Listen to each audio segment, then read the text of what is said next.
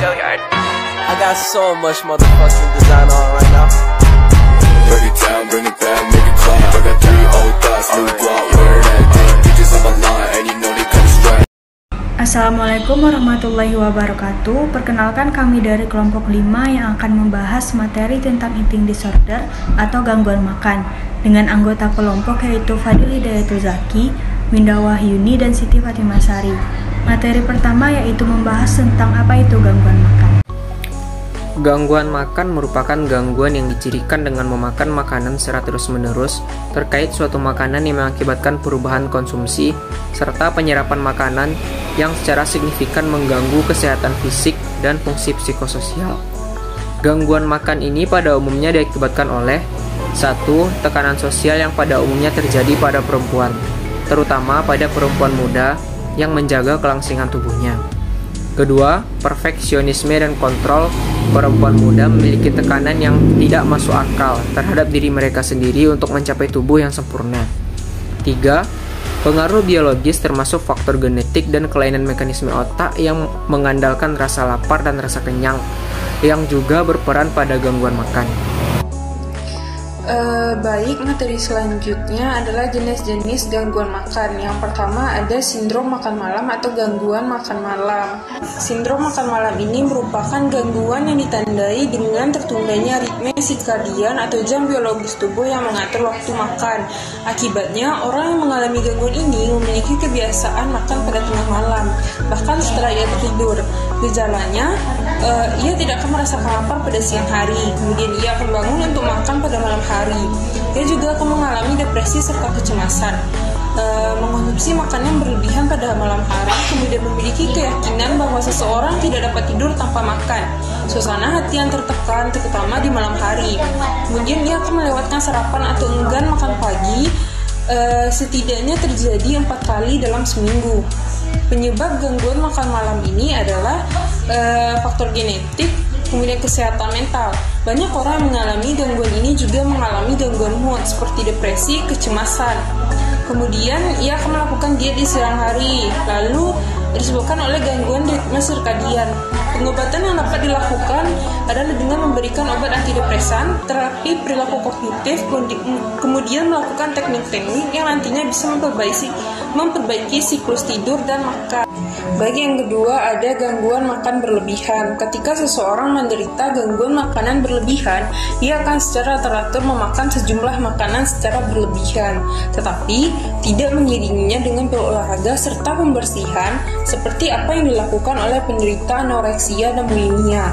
Ia bisa makan pada saat tidak lapar dan bahkan melanjutkan makan tersebut walaupun merasa tidak nyaman akibat sangat kekenyangan. Setelah melakukan makan berlebihan tersebut, individu penderita gangguan ini akan merasa bersalah serta malu. Individu penderita gangguan makan berlebihan ini akan memiliki berbobot tubuh normal, agak kelebihan bobot atau sangat gemuk. Gejala pada gangguan ini adalah makan hingga ke titik tidak nyaman dan sakit. Kemudian individu merasa hilang kendali dan menderita akibat perilaku makannya. Kemudian individu akan makan dalam porsi yang besar dan dapat habis dalam waktu singkat. Lalu mengkonsumsi makanan dengan jumlah yang besar tanpa merasa lapar. Makan ketika hanya sendiri karena individu ini akan merasakan malu dengan porsi makan yang telah ia makan. Gangguan makan berlebihan ini disebabkan oleh faktor genetik serta riwayat gangguan makan yang ada pada keluarganya. Kemudian kondisi psikologis lain seperti depresi, kecemasan, PTSD atau ADHD. Kemudian ada masalah pada pola diet seperti jadwal makan, tidak makan dengan cukup, kemudian menjalani diet yang ekstrim atau menghindari jenis makanan tertentu. Gangguan makan pica merupakan gangguan makan yang ditandai dengan keinginan yang kuat untuk makan, menjilat, atau mengunyah hal-hal yang tidak seharusnya untuk dimakan, seperti kapur, tulis, tanah, pensil, dan lain-lain. Gangguan ini sering muncul bersamaan dengan gangguan lain seperti autisme spektrum dan keterbelakangan mental. Pola makan seperti ini bisa dianggap sebagai gangguan makan pica bila sudah berlangsung minimal 1 bulan. Pada anak-anak, diagnosis gangguan makan pica hanya diberlakukan untuk anak berusia di atas 2 tahun. Gejala gangguan ini adalah individu akan memakan hal-hal yang tak seharusnya untuk dimakan seperti tanah, rambut, kapur, debu, dan kotoran, dan lain-lain. Penyebab gangguan makan pica ini adalah karena individu menderita kelaparan yang amat ekstrim sehingga memicu keinginan untuk memakan apa saja karena butuh merasa kenyang, mengalami anemia defisiensi zat besi atau anemia defisiensi zinc, masalah psikologis seperti stres karena kondisi ekonomi atau trauma, anak-anak penyintas pelecehan seksual atau pengabaian cenderung lebih beresiko mengalami gangguan makan, gangguan mental seperti skizofrenia atau OCD. Kemudian yang terakhir mencontoh perilaku khas penyakit pica yang dipelajari dari orang lain. Pengobatan yang dapat dilakukan dalam mengobati gangguan makan ini adalah yang pertama dengan terapi perilaku dengan cara berlatih untuk memisahkan antara barang-barang yang dapat dimakan dan yang tidak bisa dimakan. Kemudian perbaiki kondisi kekurangan nutrisi yang mungkin menjadi penyebab gangguan makan pica. Melakukan koreksi terhadap lingkungan atau praktik yang mungkin mendukung mengalami gangguan makan pica. Kemudian memberikan rangsangan yang positif saat pasien tidak mengkonsumsi benda atau zat yang bukan makanan yang tidak ada nilai gizinya. Yang kedua, dengan cara memberikan obat-obatan. Beberapa penelitian menunjukkan bahwa obat yang meningkatkan fungsi dopaminergik, misalnya olanzapine, dapat menjadi alternatif pengobatan pada pasien yang tidak cocok dengan terapi perilaku. Anoreksia nervosa adalah kelainan makan yang ditandai dengan perilaku seseorang untuk mempertahankan berat badannya serendah mungkin. Gejala khasnya mudah dikenali seperti tubuh yang kurus, tidak ada keinginan untuk meningkatkan berat badan, dan beranggapan bahwa tubuhnya selalu terlihat gemuk. Penyebab anoreksia bisa disebabkan oleh faktor psikologis seperti stres, keinginan untuk memiliki tubuh yang sempurna, faktor lingkungan yang berpengaruh terhadap pola makan seperti pubertas, sikap rendah diri, dan tuntutan keluarga. Pengobatan untuk penderita anoreksia nervosa bisa dilakukan dengan terapi psikologis dan perubahan gaya hidup, dan jika parah bisa dirawat di rumah sakit. Bulimia nervosa merupakan gangguan mental berupa keinginan berlebihan untuk menurunkan berat badan secara cepat. Penderita akan membatasi asupan makanan sehari-harinya dengan sangat ketat. Gejala dari bulimia bisa berupa yang pertama, yaitu sangat takut menjadi gemuk, kemudian memaksakan diri untuk muntah setelah makan, olahraga berlebihan, dan menggunakan obat pencahar atau produk diet secara berlebihan, dan tidak mengendalikan perilaku makan. Kemudian ada penyebab dari bulimia, yaitu tingkat kepercayaan diri yang rendah. Mereka berpandangan bahwa menurunkan berat badan dengan cepat merupakan salah satu cara untuk meningkatkan kepercayaan diri.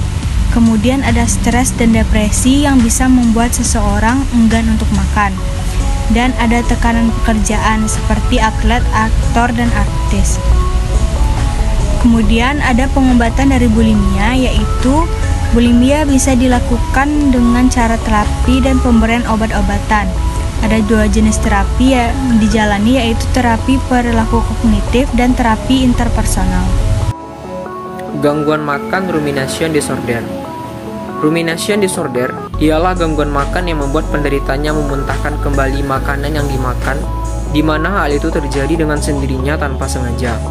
Gangguan makan ini termasuk jenis gangguan yang kronis dan langka. Gangguan rumination disorder ini dapat terjadi pada bayi, anak-anak, remaja, dan juga bahkan orang dewasa. Selanjutnya, gangguan makan avoidant restrictive food instinct disorder.